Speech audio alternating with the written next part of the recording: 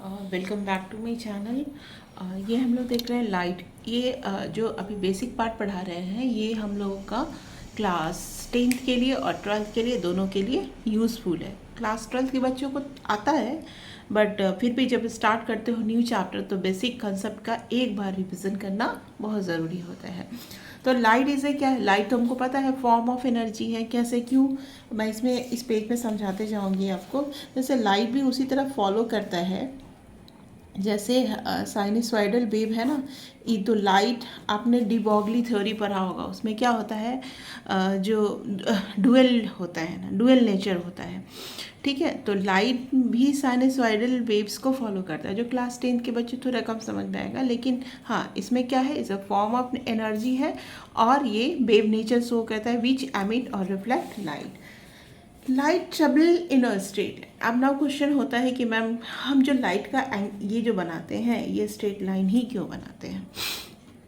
Point source के लिए क्या होता है, एक स्फेरिकल सरफेस क्रिएट होता है। सिलिंड्रिकल सोर्स के लिए के लिए क्या होता है? तो अब डिफरेंट पॉइंट सोर्स के अलावा जो दूसरे टाइप का जो सोर्स होता है उसके लिए क्या होता है? तो डिफरेंट टाइप के सोर्सेज के लिए लाइट्स का कैसा नेचर होता है, कैसा वेव्स बनता है, ये सारा हम लोग डिटेल आगे पढ़ेंगे।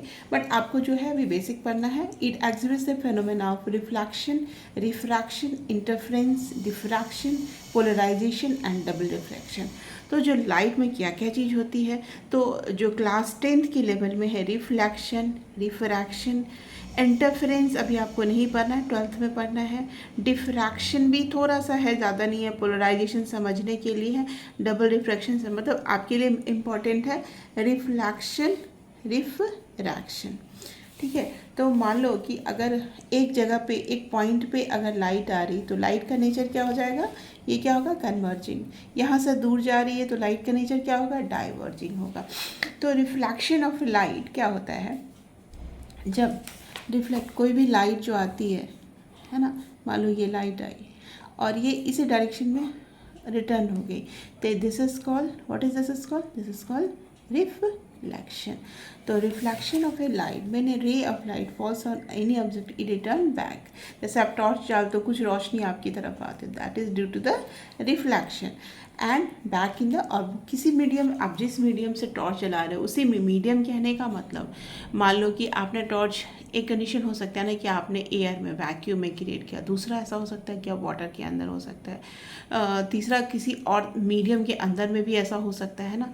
तो इन द इस कंडीशन में क्या है, same medium is called reflection of light. Medium उसी मीडियम में नॉट है, दूसरे मीडियम में जो कंडीशन होगा, रिफ्रैक्शन होगा, वो कैसे होगा देखते हैं। देखो, incident ray, A ray of light which falls on A polish surface is called the, जो डालते हैं वो, तो जैसे कि मान लो भी मैंने यहाँ पे बताया, तो यहाँ पे जो ये क्या होता है, ये इंसिडेंट हुआ, यहाँ पे हमारा टॉर्च है ना, और ये लाइट क्या हो गया, रिफ्लेक्टेड हो गया। तो the normal is a line at right angles to the reflected. Normal means क्या हो गया, ऐसा लाइट, ये लाइन है, इस पे जो ये परपेंडिकुलर है, यहाँ पे हम लोग लाइट इंसिडेंट कर रहे हैं और ये रिफ्लेक्ट होता है। ये जो लाइन होता है this is the perpendicular to the surface, इसको क्या बोलते हैं, नॉर्मल। जो भी एंगल लिखेंगे, angle of incidence I R, वो फ्रॉम द नॉर्मल सरफेस, तो वो एंगल आई इंसिडेंट है, reflected, the normal to the surface lie on the. और ये आपने क्लास 7 से, आई थिंक आईसीएसई बोर्ड में भी है ऐसा, क्लास 7 में ही है कि लॉ ऑफ रिफ्लेक्शन क्या होता है। तो लॉ ऑफ रिफ्लेक्शन में दो चीज़ है, एक क्या है कि incident ray, reflected ray, normal, आपको बता दिया है। एक तीन चीज़ होता है, यहाँ पे देखो मैंने 3 लाइन खींचा है ना, A 1 2 3, इंसिडेंट, रिफ्लेक्टेड, ये नॉर्मल।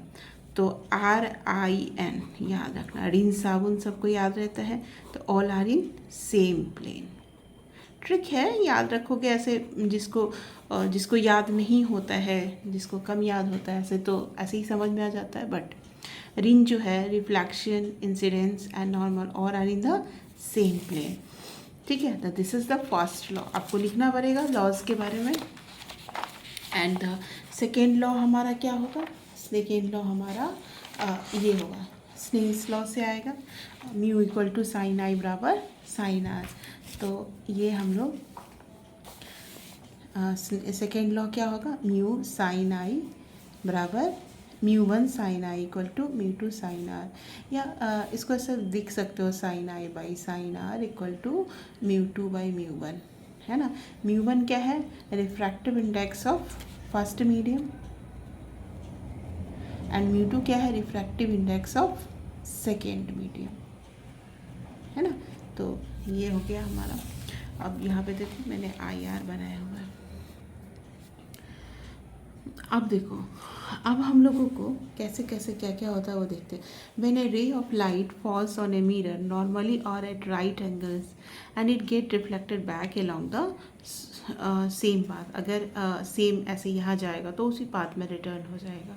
तो I बराबर 0, R बराबर 0, ये तो है हमारा condition.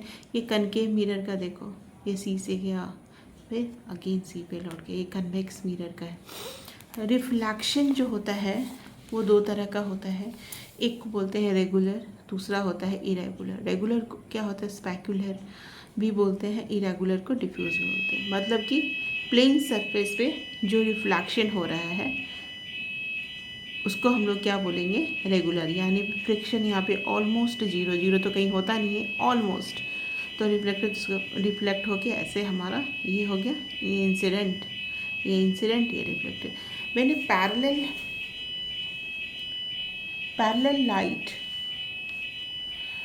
rays falls on a rough surface, all the rays of light are reflected in all। अभी ज़रूरी थोड़ा कि जैसे ये आई गया, आर गया, वैसे नहीं, ये इधर घूम रहा है, इधर घूम रहा है, तो हम अब यहाँ पे आप नॉर्मल डालोगे ऐसे तो आई कुछ और होगा, आर कुछ आएगा।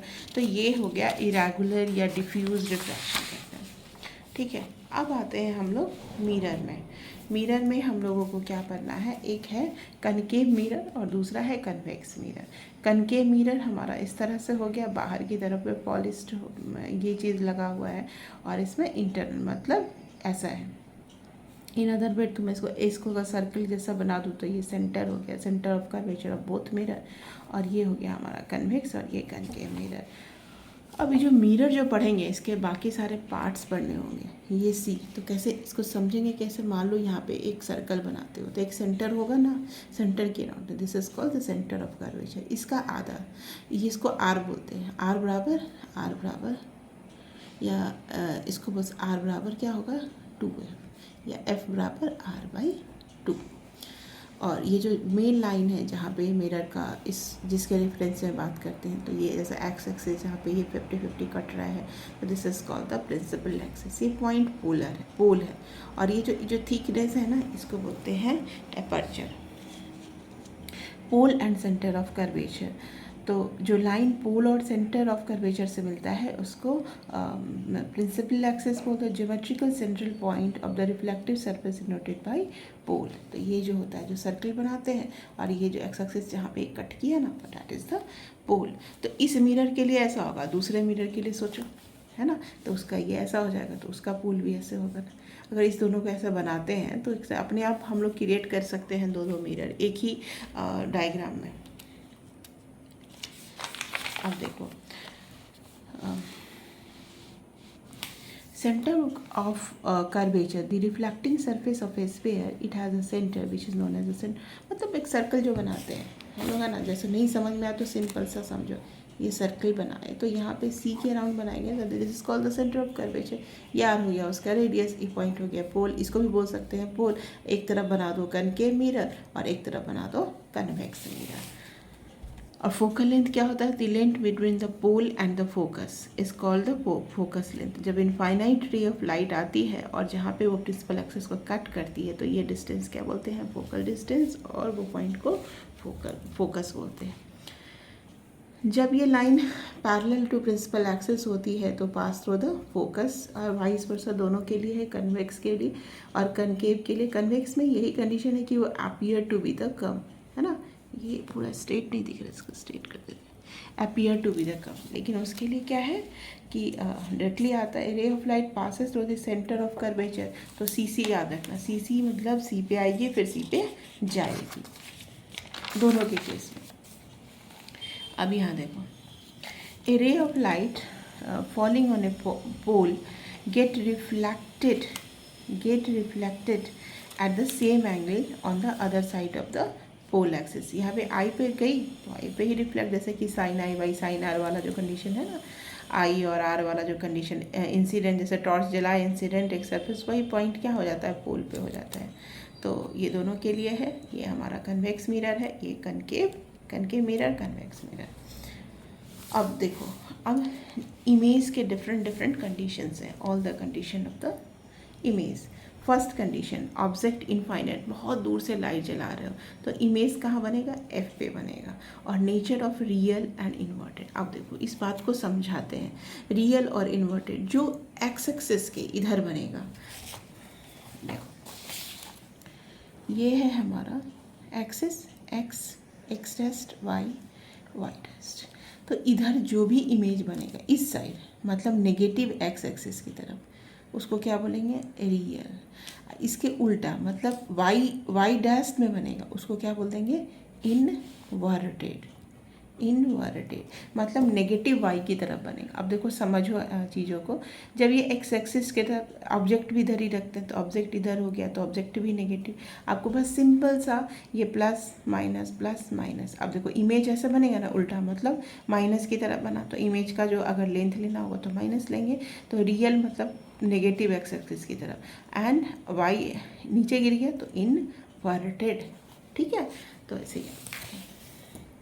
तो ये हुआ object infinity, image of nature real. अब देखो इस कंडीशन में सब रियल एंड इन्वर्टेड। जैसे जैसे ऑब्जेक्ट इस मिरर के क्लोज आएगा ना, तो वैसे वैसे जो है इमेज का साइज़ बढ़ता जाएगा। एट ऐसा पॉइंट आएगा जो एफ और पी के बीच में है, पीछे बनने लगेगा, मतलब वर्चुअल। अब देखो सी से बियॉन्ड जाएंगे तो इमेज क्या बनेगा, बिटवीन। सी से दूर जाना है, जैसे जैसे जितना दूर रहोगे उतना पास इमेज बनेगा, जितना पास जाओगे उतना दूर इमेज बनेगा। This is also the trick. तो इमेज क्या बनेगा, between F and C, nature real and सब real and except one case, object at C, तो बस इमेज भी एट सी। तो ट्रिक याद रखेंगे क्या, सी। अब द कंडीशन बिटवीन, यहाँ देखो ऑब्जेक्ट बिटवीन सी एन। अब देखो हम आगे क्लोजर, जैसे ही हम क्लोजर आए इमेज बड़ा बनने लगा, जैसे ही हम क्लोजर आएंगे तो इमेज बने। यहाँ पे ऑब्जेक्ट का साइज़ है, तो ये है हमारा ऑब्जेक्ट, तो ये हमारा क्या है, ये कहाँ पे है, बिटवीन सी, यहाँ पे सी बनेगा, बिटवीन सी, हाँ ये है हमारा सी, तो ठीक बनाया मैंने। हाँ यहाँ पे ऑब्जेक्ट है, ये है हमारा ऑब्जेक्ट, तो ये दोनों के बीच में है, सी और एफ के बीच में ये हमारा ऑब्जेक्ट है। तो इमेज कहाँ बना, यहाँ पे, तो ये रे लाइन गई, फोकस से पास की इमेज बना। अब देखो जैसे जैसे क्लोजर आ रहे हैं इमेज बड़ा होते जा रहा है। अब ये इमेज किधर है, नेगेटिव वाई एक्सिस की तरफ है, तो इसका साइज क्या लेंगे, माइनस में लेंगे। ऑब्जेक्ट का जो ऑब्जेक्ट पॉजिटिव, अगर ऑब्जेक्ट का साइज लेना होगा तो प्लस लेंगे, लेकिन ऑब्जेक्ट का जो डिस्टेंस लेना होगा तो वो माइनस लेंगे, क्योंकि नेगेटिव एक्स एक्सिस की तरफ है। साइज जो होता है दोनों का वाई एक्सिस को डेसिग्नेट करेगा, और जो डिस्टेंस है वो एक्स एक्सिस को डेसिग्नेट करेगा। इस बात को याद रखना एज अ ट्रिक, तो गलत नहीं होगा। नेगेटिव वाई एक्सिस माइनस लेना है, पॉजिटिव एक्स एक्सिस प्लस लेना है, negative positive Y axis plus लेना है। तो इसको यूज़फुल कहाँ होगा, जहाँ आप मैग्नीफिकेशन को निकालते हो। अब देखो ऑब्जेक्ट एट एफ, तो इमेज कहाँ बनेगा पापा, इनफाइनाइट पे।